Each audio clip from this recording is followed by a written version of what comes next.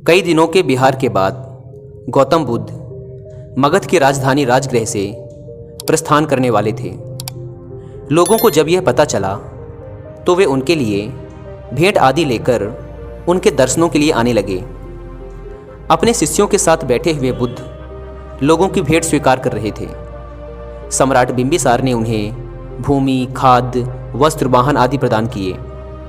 नगर सेठों ने भी धन, धान्य और स्वर्ण आभूषण उनके चरणों में अर्पित कर दिए। सभी के दान को स्वीकार करने के लिए बुद्ध अपना दायां हाथ उठाकर स्वीकृति इंगित कर देते थे। भीड़ में एक वृद्धा भी थी। वह बुद्ध से बोली, भगवान, मैं बहुत निर्धन हूँ। मेरे पास आपको देने के लिए कुछ भी नहीं है। आज मुझे पेड़ से एक आम गिरा हुआ मिल गया। मैं उसे खा ही रही थी कि तभी मैंने आपके प्रस्थान करने का समाचार सुना। उस समय तक मैं आधा आम खा चुकी थी। मैं भी आपको कुछ अर्पित करना चाहती हूँ, लेकिन मेरे पास इस आधे खाए हुए आम के सिवा और कुछ भी नहीं है। इसे ही मैं आपको भेंट करना चाहती हूँ। कृपया मेरी भेंट स्वीकार करें। वहाँ उपस्थित अपार जन समुदाय, राजा महाराजाओं और सेठों ने देखा कि भगवान बुद्ध अपने आसन से उठकर नीचे आए और उन्होंने दोनों हाथ फैलाकर वृद्धा का आधा आम स्वीकार कर लिया।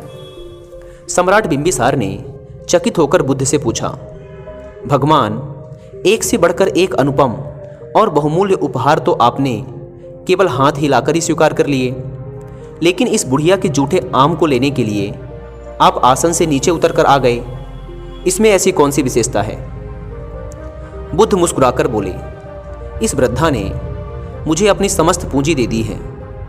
आप लोगों ने मुझे जो कुछ भी दिया है वह तो आपकी संपत्ति का मात्र एक छोटा सा हिस्सा है, और इसके बदले में आपने दान करने का अहंकार भी अपने मन में रखा हुआ है। इस वृद्धा ने मेरे प्रति अपार प्रेम और श्रद्धा रखते हुए मुझे सर्वस्व अर्पित कर दिया है, फिर भी इसके मुख पर कितनी नम्रता और करुणा है।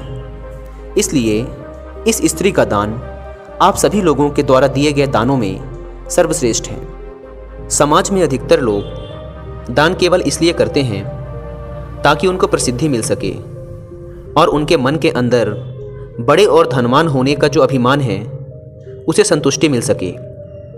जबकि सच्चे अर्थों में दान वह कहलाता है जो अभिमान रहित होकर दूसरों की भलाई हेतु दिया गया हो।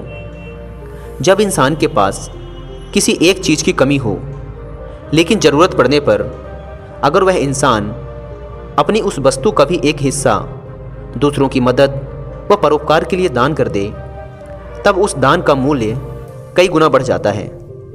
क्योंकि अतिरिक्त पड़ी वस्तुओं का बंटवारा दान नहीं कहलाता, जबकि वो वस्तुएं जिनकी आपको भी ज़रूरत है और वे आपके पास सीमित मात्रा में हैं, लेकिन तब भी आप उन्हें दूसरों की मदद के लिए प्रस्तुत कर देते हैं, तो आप सच्चे अर्थों में एक दानी व्यक्ति हैं।